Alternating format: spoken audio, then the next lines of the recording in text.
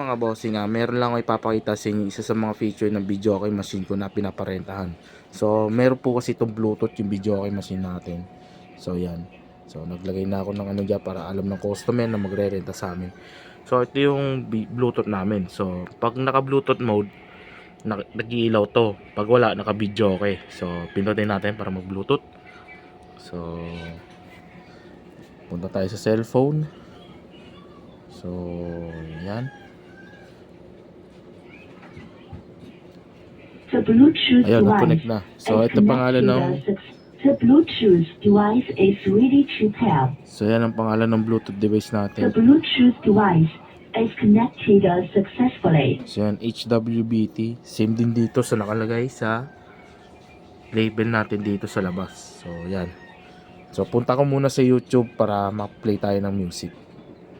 So, mga boss, na-connect na natin sa Bluetooth yung ating cellphone. Sa Bluetooth ng videoke. So, play tayo dito.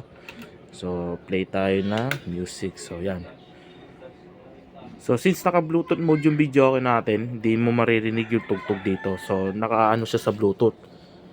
Magpe-play siya ng music sa Bluetooth. Ayan. So, naka-Bluetooth.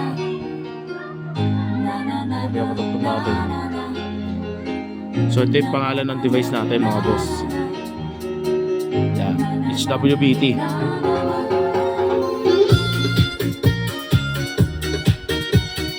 So, yung naka-play sa videoke yung Material Girl. So, lipat natin.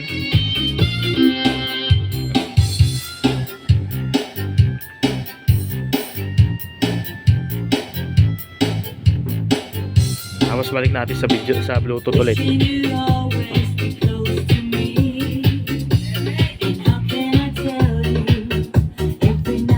So, yan. So, tapos ganito yung tsura niya sa loob, mga boss. Yan. Ayun yung nakakabit na module sa loob. Ito yung player ko. So, ito yung switch, mga boss. Ayan. So, yun lang. Share ko lang, mga bossing. So, lipat natin sa videoke.